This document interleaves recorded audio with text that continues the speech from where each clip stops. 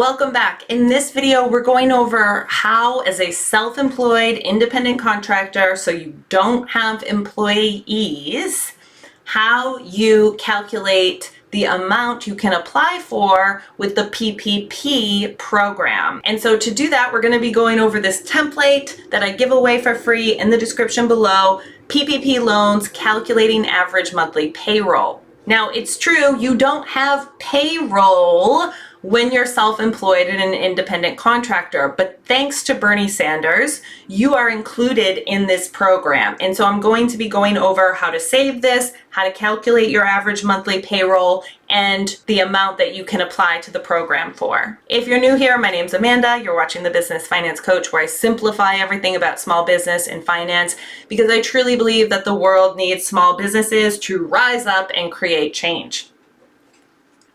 If you like the idea of that, then do subscribe. I also have all sorts of updates coming up about the different stimulus packages and a workshop that I'm doing on Sunday and Monday, since a lot of people have been asking for additional help.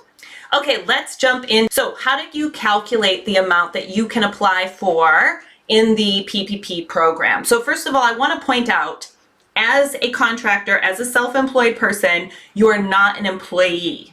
Okay, so on no application for any stimulus program should you ever say you're an employee. If something says, how many employees do I have? It's zero, zilch. It doesn't matter if you have contractors, those don't count as employees.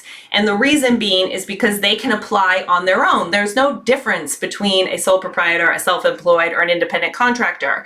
But when Congress wrote the bill, and very commonly people do think that there's a bit of a difference, but when it comes to the legal and tax situation, there's actually no difference. And so that's why, your contractors don't count as payroll. They can apply on their own, and we're going to be going over how you apply here. And so the real difference, the people for this video, is if you don't have employees.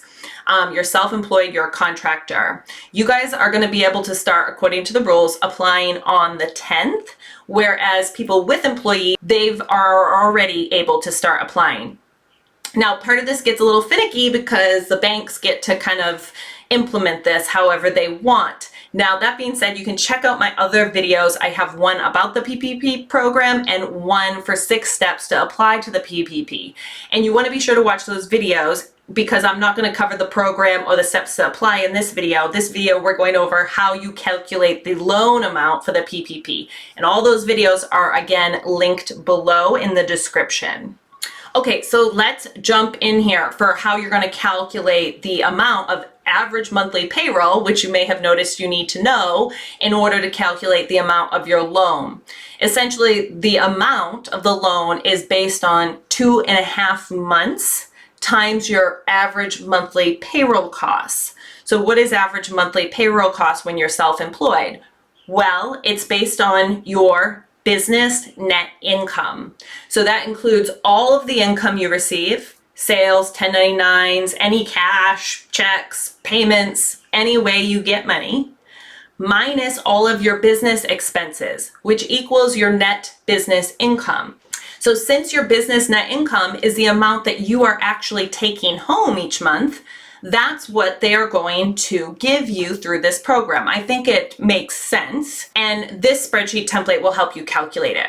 So you can see there's one here for without separate accounting records. If you just have a few different income sources, a few different expenses, you can use this. One thing I would encourage you not to do is to say you have no expenses and then file your 2019 return with expenses on it. So they will be able to match this information, and the fines and penalties are criminal level if you intentionally abuse any of these programs.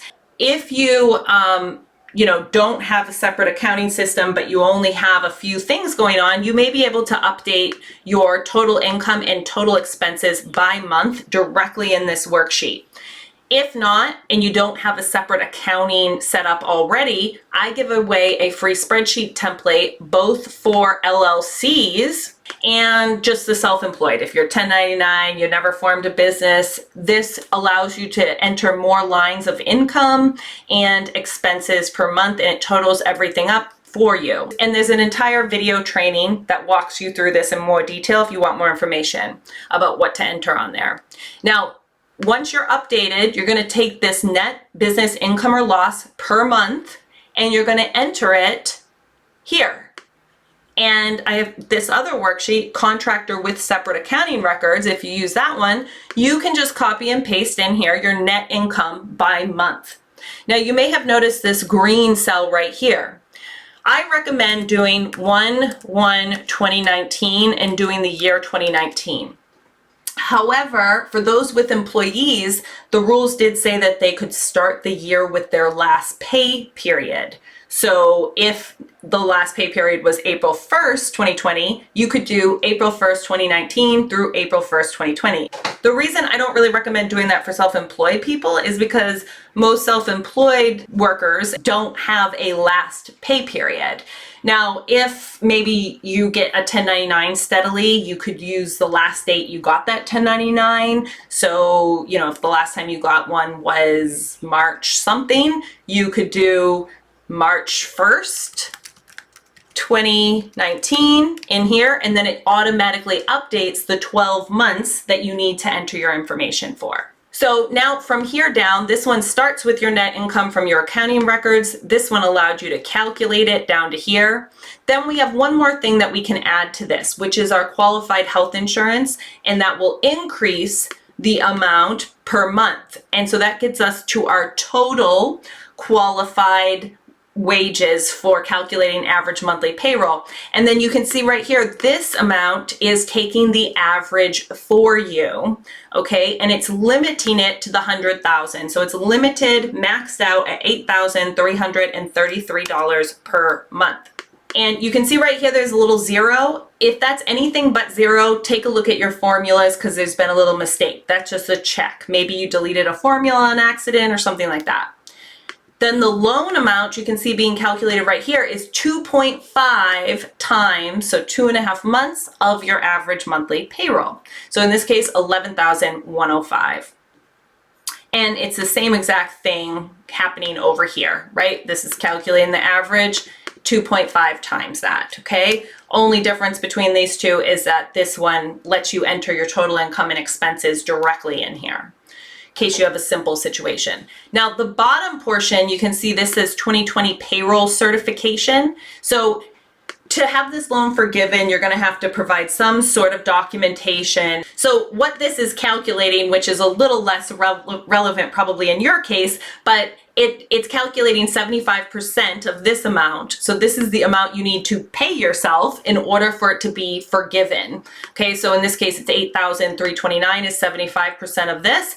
And you could keep track of the amounts you paid yourself as well as your health insurance. This should be a fairly easy thing to certify as a self-employed, independent contractor.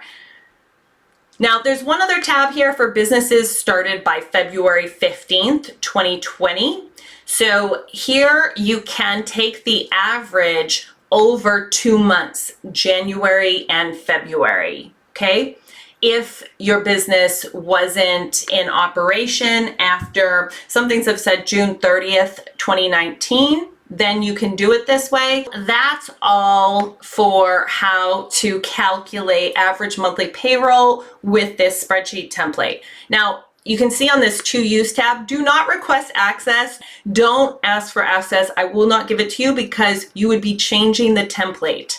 So you don't need to change the template. You go just like these instructions say, click this file and then say make a copy. Okay, then it'll prompt you to log in to any Gmail account. If you don't usually use Gmail, so you're kind of like, oh, I don't know where it is, you can just, once it's open under you, which you won't see all of these people here, okay, then you can click the star here, or whatever type of browser you have. It might look a little different, but look around, you'll be able to see some sort of star, which will allow you to bookmark this page so that you can get back to it easily. Now, if you're wondering how much can you apply for, this is capped at the $8,333. If you're considering other programs, just remember that you can only replace the amount by which your business lost money due to COVID-19. Thanks for watching. Remember, the links to everything are in the description below. Save yourself a copy to get started using this. Download or save a copy. And I have a link for a workshop if you want to get help from me. You can also see a link to sign up for that below. Otherwise, share this with someone who needs it, like, subscribe, and I'd love to see you in the next video. Bye.